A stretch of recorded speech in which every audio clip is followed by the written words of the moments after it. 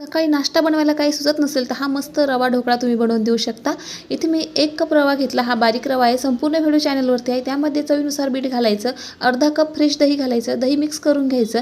नंतर यामध्ये थोडं थोडं पाणी घालून याचं बॅटर तयार करून घ्यायचं, 10 मिनिटं बाजूला झाकून ठेवायचं। नंतर एक कुकरचा डब्बा किंवा केक टीन घेऊ शकता, त्याला तेल लावायचं, नंतर ते बाजूला ठेवायचं। एक कढई घ्यायची, त्यामध्ये 2 ग्लास पाणी घालायचं, स्टँड ठेवायचं एक। नंतर बॅटर थोडं घट्ट वाटतं त्यामुळे थोडंसं पाणी घातलं, परत मिक्स करून घेतलं। नंतर एक इनोचं पॅकेट घेतलं, ते यामध्ये ॲड करायचं, याने ढोकळा खूप छान होतो। त्यामध्ये थोडंसं पाणी घालून चांगलं मिक्स करून घेतलं, बॅटर यामध्ये ओतून घेतलं। कढईमध्ये पाणी गरम झालं, 15 मिनिटं आपल्याला वाफ काढून घ्यायची आहे। अशा पद्धतीने बेक झालेला आपला रवा ढोकळा तयार झाला। थंड होण्यासाठी बाजूला ठेवायचं। एक पातेलं घेतलं, त्यामध्ये तेल गरम करून घेतलं, जिरं, मोहरी, कढीपत्ता, मिरची हे तळून घ्यायची। नंतर त्यामध्ये थोडं पाणी घालायचं, नंतर 1 चमचा साखर घालायची, पाणी चांगलं उकळून घ्यायचं। आता थंड झालेला रवा ढोकळा आपल्याला ताटामध्ये काढून घ्यायचा। मस्त जाळीदार ढोकळा तयार आहे। उभे आडवे कट करून घ्यायचा, त्यावरची फोडणी घालायची, मस्त ढोकळा तयार आहे। व्हिडिओ आवडल्यास लाईक, शेअर, सबस्क्राईब नक्की करा। धन्यवाद।